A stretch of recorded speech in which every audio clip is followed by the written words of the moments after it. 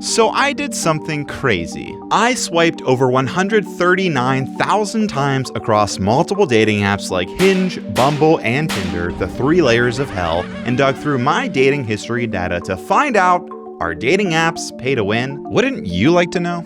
Honestly, so would I. But why? Well, besides the need to find love, let's be real, we should probably take a closer look at these dating apps. The use of these apps have skyrocketed in recent years, their prices are surging to outrageous levels, and some of these platforms are even facing serious lawsuits. So we need to find out, do dating apps actually help you find love, or are they just clever schemes to empty your wallet? Which app, if any, gives you the best bang for your buck? And why does finding love feel more challenging than ever, despite all this new technology promising to make it easier? The answers to all of this and more. So whether you're single, have a single friend who annoys you, or just want to watch a nice video before bed, tuck yourself in, get comfortable, because this is a story about love, money, and the sexiest thing on earth, data.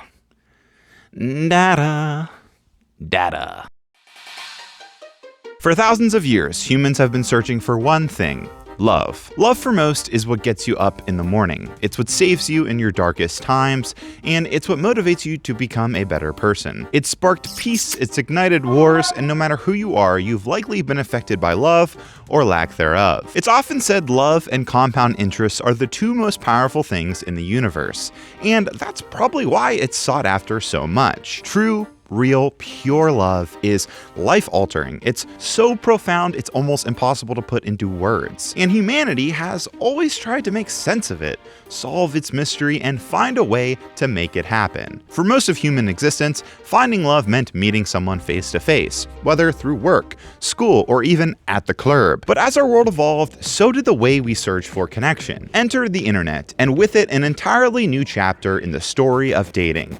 Modern dating. With online messaging, email, and social media, suddenly you could shoot your shot with almost anyone, anywhere. Recognizing the potential of this new frontier, platforms like Match.com and eHarmony launched, focusing on fostering genuine connections over the web. And before long, a significant portion of dating moved online. But the real revolution came with fast-paced, swipe-happy apps like Hot or Not, Tinder, Grindr, Bumble, and Hinge. These apps didn't just move dating online, they gamified it, creating a new kind of instant, addictive experience. Soon they inspired hundreds of spin-offs tailored to every niche. Farmers only, Christian mingle, gluten-free singles, you name it. Now there's dating apps for pretty much everyone, even the rich people that hate the poors. And now finding love and experiencing modern dating has gotten a bit out of control. Traditional romance feels outdated, no pun intended. Society has increasingly nudged singles towards these platforms. With the decline of community spaces or third places like cafes, local hangouts where people once naturally met, it's getting harder to meet people. With the rise of remote work, social media, and online networking, the majority of our interactions now happen through screens, making dating apps the next logical step for connecting. And generally speaking, this new era presents us with a lot of opportunities. You can meet people you might not have ever met before. And if you truly are gluten-free and want to meet somebody like you, you now have that option to meet that specific person. Most popular dating apps let you filter out things like whether someone wants to have kids, is religious, or is pet-friendly. And for some, that's a dream come true. For those looking for love, or maybe even a hookup, this can save you a massive amount of time. But as with everything, commercialization happens. Apps like Tinder, Bumble, and Hinge are no longer about connecting people. They're businesses driven by making money. These apps are filled with premium features that make you feel like paying for a subscription will boost your chances of finding love. Whether it's more profile visibility, unlimited swipes, or extra super likes, these features promise shortcuts to more matches, love, or even getting it on. Now sure, these are businesses and they need to make money, but the cost has gone bonkers. Inflation has somehow hit dating apps, with subscription prices rising exceptionally high. To see who likes you on Tinder, it costs $40 a month. Bumble Premium is $40 a month. HingeX is $50 a month. And it gets even crazier. Tinder rolled out a $500 a month subscription, and now it seems impossible to use many of these apps without opening your wallet. This subject has brewed so much controversy, a class action lawsuit in the US was launched earlier this year, claiming that dating apps like Tinder and Hinge are designed trying to addict users rather than help them establish relationships, and are even predatory. The plaintiff said that Match, the owner of these apps and many others, defrauds those looking for love, and their algorithm rewards compulsive use on their platforms, therefore forcing the average user to pay hundreds of dollars a year for these subscriptions. Match Group said, quote, "This lawsuit is ridiculous and has zero merit." Now, I'm not one to make assumptions, and with this lawsuit going on, loneliness skyrocketing, and me being single, I thought this would be a perfect opportunity to look into this. Is this really the key to connection, or just some cash grab? Well, luckily I'm here, a man who puts his life, body, and soul on the line for things he cares about, a man committed to finding love, a man who's got so much affection it hurts, a man who... Alright, relax, buddy. To find out if dating apps was really worth it, my plan was simple. I needed to use these apps a lot, track my experience, and find as much data as I could to give you all enough information to make an informed decision. A lot of people don't realize that you can actually request your data from these dating apps, and you could find out how many people liked you, swiped, how many people you matched with, and more. With this data, my personal experiences, and a few extra steps, we can actually get some real answers about these dating apps. But before we get into my research and break down each app and my findings, I have to talk to you about something incredibly important: smelling good. As many of you know, years ago I worked in retail where I sold fragrances. No joke, I have nearly 4 years of experience in perfume and cologne. I was one of those guys that would be like, "Hey, you wanna sample our latest fragrance?" And believe it or not, after all these years, I'm still an advocate for good smells. It's often said that fragrance is like an invisible accessory. It can boost your confidence, spark attraction, and even serve as a conversation starter. I'm currently loving Versace Eros. It's got notes of cedarwood, tonka bean, mint, and more. Honestly, I love how it adds a touch of me to my day. What's crazy is back when I was selling fragrances, people sometimes spent hundreds of dollars trying to find their signature scent. That's why I'm excited to team up with Scentbird. Scentbird makes it easy and affordable to explore new scents each month without the risk. Whether you're a fragrance fan or just starting out, Scentbird is honestly a game changer. With over 700 different fragrance options, they provide a 30-day supply, letting you easily explore luxury and niche brands like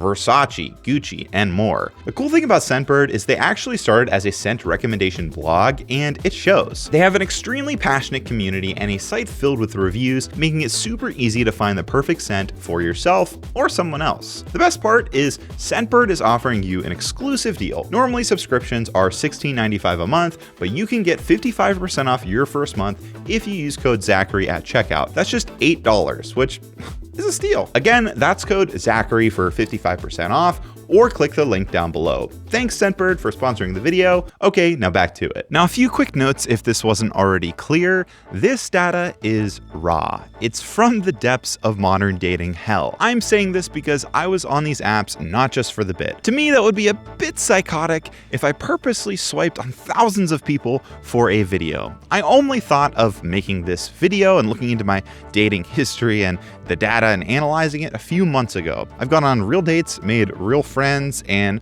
all of it has been pretty genuine. The point I'm making is that this experience is pretty much as real as it's gonna get. I also want to emphasize this is only one piece of the puzzle. I'm one person living in Western Pennsylvania. Now I do travel as much as I can, but my experience on dating apps where I live may be different from someone who lives in a place like Salt Lake City or Paris. Plus, I'm a guy, I'm not a female, so I'm only offering 50% of the story. What might be great for me on these apps might not be great for other people in other cities or females. Now with all that out of the way, let's get into the apps and my findings.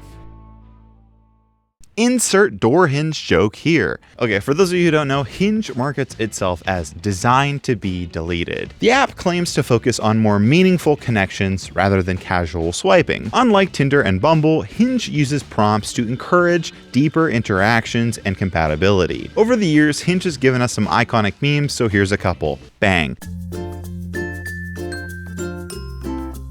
For many, especially people around my age, Hinge seemingly is the dating app of choice for actual relationships. If Tinder is like diving into a shark tank, Hinge is more like wading through jellyfish. There is still a chance you'll get your heart broken and even die, but at least you're in slightly safer waters. Hinge has 3 versions. The free version, Hinge Plus at $30 a month, and HingeX at $50 a month. Hinge caps you out on how many likes you have to access a day. So in order to have full access to Hinge, you have to pay. Premium plans let you see the full list of people who like you, offer priority likes, unlimited daily likes, and give access to additional dating preferences. Now, it's worth noting the highest tier, HingeX, claims you're likely to get 3 times as more dates with this plan. Now, in my research, I couldn't find where they got this number, but I'm sure they have some internal data that shows that this might be true. Still, I think it would be nice if the data was public and a little bit more accessible for people, because let's be honest, it's a pretty bold claim. 3 times more dates, that's a lot. There's a long-standing theory that Hinge uses an ELO system, meaning the more likes and matches you get, the more likely your profile is going to be shown to others, creating a feedback loop of visibility. Similarly, fewer likes may mean fewer appearances. Getting matches from people with high ELO supposedly boosts a quote, desirability score, landing you in Hinge's preferred user section. So this 3 times more dates statement kinda implies HingeX boosts these apparent desirability scores. However, Hinge denies all of this, stating in many articles that no such system exists. Of course, all these theories could be coincidental or even self-serving bias, where we'd rather believe that an algorithm or AI is to blame than accept that maybe we're just not getting the likes that we hoped for, and instead blame external factors. No matter where you stand on the issue, it's still incredibly important to stay informed and dig into the facts. Hinge's push towards premium subscriptions is reason enough to look closely, so let's break it down. As I mentioned before, you can get your data from Hinge and these dating apps after just a few steps, and we could use this to establish a baseline. I have to give Hinge credit as they were the quickest to get my data out of all 3 of these apps. I requested it and received it in less than 72 hours. When it comes to analyzing my swiping and match history, I used a website that breaks down your data into cold, hard numbers, and the results were enlightening. Over the course of my time on the app, a little over a year and a half, I sent out a total of 1,936 likes and received 90 matches.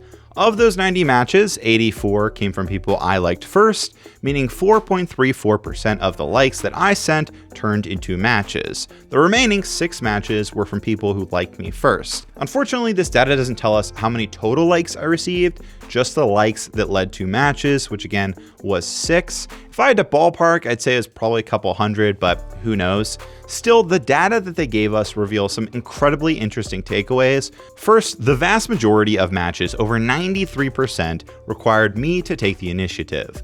While Hinge does encourage mutual interaction, the numbers show that you're likely to see better results by actually swiping, rather than waiting for someone to like you. The fact that only 6 out of all my interactions liked me and led to matches highlights how selective this process is, and possibly how tough it can be to stand out on these apps. To me, after seeing these numbers, it's making me think that maybe using these apps isn't the most efficient way to connect with people, but more on that later. With a baseline in place, I decided to subscribe to HingeX, the $50 premium version. I wanted to see if this premium version actually delivers on that promise of getting 3 times as many dates, or if there's any real benefit for paying for this app. I had never subscribed to the service before, so I had no idea what to expect. But for over a week, every day, I would swipe on 10 to 20 people to see if I could get matches, data, and information to compare. During this period, I sent out 105 likes. From those, I only got 1 match, a success rate of just 0.95%. Yikes. Less than 1%. I was also liked by 7 people, which is higher than usual for me. Unfortunately, none of those likes turned into matches. I even sent 1 super like, or rose, and received 1 as well, but neither led to a match. So what did I actually find? Well, with HingeX, it was pretty clear to me that Hinge was pushing my profile more. I consistently received at least 1 like a day, compared to the free version where I would likely get like 1 to 2 a week, if that. That said, even with the increased visibility, the ability to convert those likes into matches just weren't there. I also might have skewed my premium results by liking that many people a day. According to previous data, I swiped over 1,900 times over 500-ish days. That would be an average of around 3.59 swipes a day, but I just wanted to get the most out of the premium service, so I swiped a lot more. But just so you know, if I swiped 3.59 times a day, assuming the results were the same, I still would have had a success rate of around 3%, which is a lower percentage than my experience with the free version. So while HingeX may seem appealing, I believe the results don't necessarily justify the cost. If anything, they highlight that these apps often overpromise while under-delivering. But that's just Hinge. Let's talk about another app. Next up is Bumble, the app that flipped traditional swiping on its head. The idea was simple. Bumble put control in women's hands, making it the first major dating app where only women can start the conversation after a match. The simple twist made Bumble stand out, appealing to women who wanted a fresh approach to online dating, especially those tired of unsolicited messages and awkward opening lines. What's crazy about Bumble is that recently they've also had a slew of controversy. Remember about 24 seconds ago where I said Bumble put the control in women's hands? Well, that's not exactly the case anymore. A couple years ago, Bumble launched a feature called Compliments, which allowed users, men included, to send a note before they decide to connect, which kinda defeats that original idea, doesn't it? You might be thinking, why would they do that? Oh right, money. Initially, you'd get a few compliments for free. Then they limited that and started charging people a ton to compliment others. It seems like the company got pushed back a lot on this because I could not find a way to purchase compliments. In fact, it gave me no option to do so, but there was still an option to send them, just not buy. So if I'm reading between the lines, I believe they're quietly removing this feature, but don't worry, Bumble is still trying to make money in other ways. Like Hinge, they have a premium plan. Their plan includes the ability to see who liked you, unlimited likes, super swipes, and free boosts. Interestingly, the prices of this plan vary a lot. According to some, Bumble prices depend on regions, age, sex, and more. Now, I don't know if this is entirely true, but when I purchased, it was a different price than what it is right now, and even some articles and Reddit users all have different sets of prices. They could just be constantly changing their prices, but who knows? So I can't tell you the exact current price for everybody, but I can tell you how much I spent and if it was worth the bang for your buck. So how much did I spend? $250. Bruh. You absolutely suck! I know, ridiculous, but I got a lifetime subscription to Bumble. And when I purchased this, I calculated that if I was single for more than a year, it would essentially pay for itself. So who's laughing now? You absolutely suck, jackass! Because of this, I have a lot of experience with Bumble Premium. However, we ran into a slight problem. Bumble is taking forever to provide me with my data. Hinge, and you'll see later Tinder, just took a few days to get me my data, and I've been waiting weeks for Bumble. So we're gonna circle back to this hopefully in a few days. Hi, Data. I'm Ken Swizzle. Smelling data. Ever need a time machine? Data. It's a So real I did time something machine. crazy. Oh, Who's laughing time now? machine. Okay, me from the future here. After 20 days, Bumble has finally sent me my data. I don't know why it took that long, but we finally have it, so let's dig into the numbers. So during my time on Bumble, I swiped a total of 58,584 times, saying yes to 21,857 people and no to 36,727 people. On the flip side, 373 people swiped yes on me, while 15,238 swiped no. Ouch. That means that just 2.39% of people who encountered my profile chose to swipe right. Also, according to Bumble's data, I've only had 7 matches, but that seems to be incorrect because I currently have 26 matches in the system right now, and I'm confident that over the time I've used Bumble, I've had significantly more. Hypothetically though, if we use that 26 as a number to find my overall match rate, my overall match rate would just be 0.044% of all the swipes I made. A shockingly low number. Without a question, Bumble has been the least successful dating app for me compared to others. Now, having said that and seeing that low percentage point, you might think, what's the point?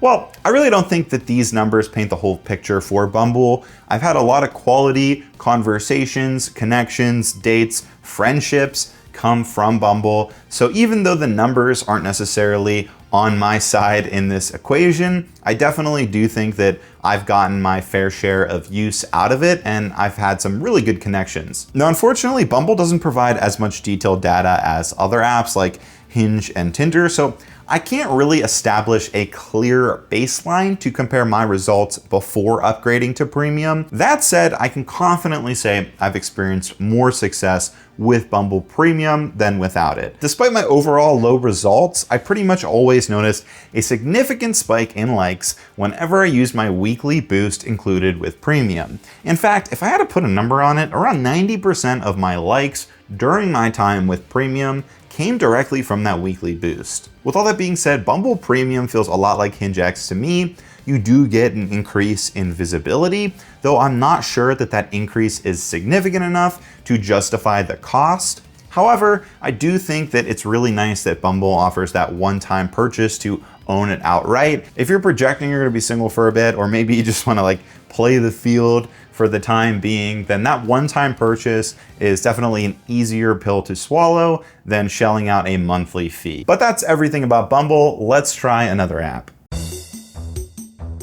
Tinder is by far the largest and most popular dating app, and to me, the most interesting to research. Tinder has 4/5 tiers: free, plus, gold, platinum, and select. Free is free, the app has ads, you get capped out on how many times you can swipe, you can't see who swiped you, have limited preferences you can select, and is the basic version of Tinder. Now after that, it gets a little complicated. Essentially, plus lets you swipe an unlimited amount of times, gold lets you see who swiped you, platinum does all that, gives you free boost, priority likes, and more. Finally, Tinder Select is that $500 a month plan that is absolutely insane. It's invite only, plus you have to fill out an application to get approved after the invite. Now, Tinder does claim that this package offers users perks beyond those granted to the average swiper, but I'm sorry, unless this plan comes with a guarantee that modern baseball will get back together, I'm never paying $500 a month for a dating app. God damn it. So I'm not kidding, I actually had Tinder reach out to me this summer and invited me to Tinder Select, and for science, I went ahead and tried to see if I can get approved. I wanted to see if I could just get approved. Honestly, I never intended to pay $500 a month for it, but I wanted to have that ability in my pocket as I was in the early stages of ideation for this video. So I had to apply and I actually got approved. Now, interestingly, I never realized I received this email until I sat down and started working on this video. And now, unfortunately, when I went to use my approval and try out this ridiculous subscription, they said they were no longer accepting applications. So I guess I missed out. But don't worry, I have a lot of other data on Tinder's most popular subscriptions. Back in the day, me and my single frugal peers would use this one trick that Tinder hated. Essentially, Tinder would offer Tinder Gold for a massive discount for the first month, something like 50% off. So instead of paying $40 to see who liked your profile, you could just pay $20. What I and many others would do is subscribe to this and then instantly cancel. Tinder would then send you the same offer a couple days later. So essentially you can get access to real full Tinder at a 50% discount if you were on the ball. For those rolling their eyes, come on, paying full price for dating apps in this economy? Ridiculous. Anyways, over the last year or so, I and many others have done this on and off until Tinder seemingly caught on and changed the deal to Tinder Platinum. So you still get a discount, but now you're spending an extra $5 and you get Platinum instead of Gold. Now originally this annoyed me, but this is actually where I got the idea for this video. With Tinder adjusting their discounted package, I now have a boatload of data of me using Tinder Gold, Platinum, and the free version. Ha! Take that, Tinder. So I asked for my data. It only took a few days to get, and to analyze it, I used a website called Swipe Stats, and the findings were pretty fascinating. In January and February, I used free Tinder and averaged 3 matches a month. From March to May, I upgraded to Tinder Gold, which bumped my average to 4.6 matches a month. Then, from June to October, I subscribed to Tinder Platinum and saw a significant jump, averaging 14.6 matches a month. Statistically, Tinder Platinum actually got me more matches, like a lot more matches, and this really shocked me. Now looking at the rest of my data, because I've been on Tinder for a while, I also saw some other interesting things. 2 Julys ago, I experienced a similar surge in matches, but it still didn't compare to the recent spike during my Platinum subscription. Another intriguing detail is that even though I had more matches during this Platinum period, I swiped on fewer people overall. Was Tinder showing me better quality matches because I was paying for Platinum? Maybe. I can't say for certain, but the data is definitely interesting to see. Now, for the sake of transparency, there were a few days during those months where I didn't have an active premium subscription.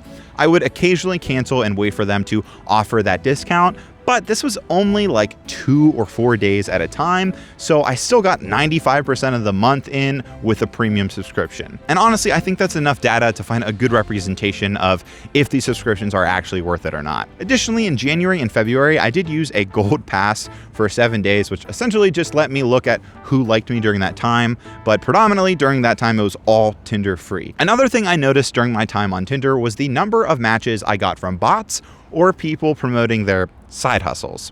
At first glance, it may seem obvious if you carefully examine a profile, but let's be real, we've all been there. You're in the middle of a swiping session, you see someone attractive, and you just swipe without thinking too much into it. Then a few days later, you get a match, only to realize it's not a real person. Also, I have no problem with people that do those side hustles. I just think it's a little bit unethical to promote that on Tinder, where people are trying to find relationships or actual hookups. Just saying. This happened to me so many times, no matter which level of Tinder I was using. It's also worth noting that both Tinder Platinum and Gold included one free monthly boost. And honestly, that's when I got a majority of my likes and matches. For example, just the other day in preparation for this video, I used a boost and got 14 likes in a single session. These boosts really skew the results, which does raise the question, is it better to just buy boosts instead of a subscription? Regular boosts might actually be a decent investment if you use them strategically during peak activity times. Buying 5 boosts for $34.99 might deliver more value than paying full price for Platinum, but that's just one piece of the puzzle. So what are my overall conclusions about paying for these apps and these premium services? Are dating apps pay to win? Well, I'd say sort of. I wish I could tell you that the free versions of these apps are just as effective as the premium versions, but they're not. In most cases, Hinge, Bumble, and Tinder, I did notice better results with a premium subscription. Sometimes it would be more likes, sometimes it would be more matches, sometimes it was just an overall better user experience. However, I still don't think the premium subscriptions for any of these apps are truly worth the price tag. So let me be clear, this is far from an endorsement for any of these premium service dating apps. If anything, it's the opposite. These apps are expensive, and frankly, they overpromise on a lot. It's clear that many of these algorithms are designed more to get you to keep paying than actually help you find matches. So it's no surprise then that some of these companies are being sued and labeled as predatory. They target lonely people, convincing them that paying for a subscription will dramatically improve their chances of finding a connection. But here's the darker truth. Most people who have success with dating apps are probably going to have success whether they pay for them or not. And the same can be said for people that aren't having luck. There might be an issue with their pictures, prompts, or maybe they just come across better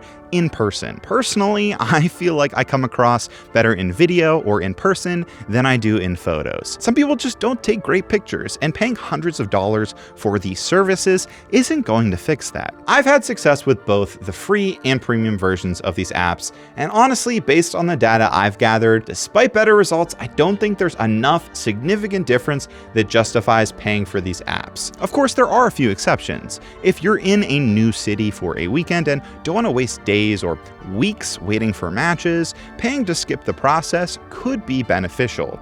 The same logic applies if you're looking for a really specific type of partner. Still, this entire industry feels very questionable. A lot of the marketing used by these apps is outright misleading, and it's no wonder they're often in the news and facing scrutiny. Personally, I think these apps would be better if they were all free with ads, with an option for an ad-free version, and let's say boosts on the side. Blocking basic features behind a paywall, hiding certain profiles, and claiming you'll have more success if you pay is the definition of pay to win. That said, this is worse on some apps more than others. Despite Bumble taking forever to get my data and the fact I had an incredibly low match rate percentage, I like that Bumble offers lifetime access to its premium version, and I think all apps should have that option. To me, I think Bumble is actually the best bang for your buck.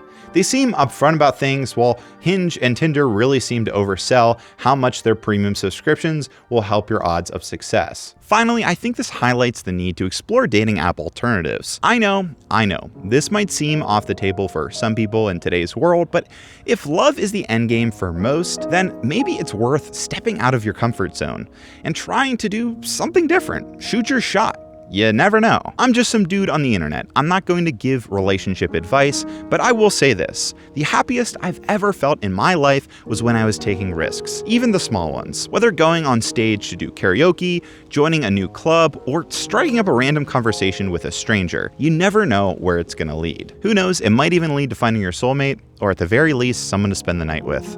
As always, thank you so much for watching. A special thanks to Scentbird for sponsoring this video.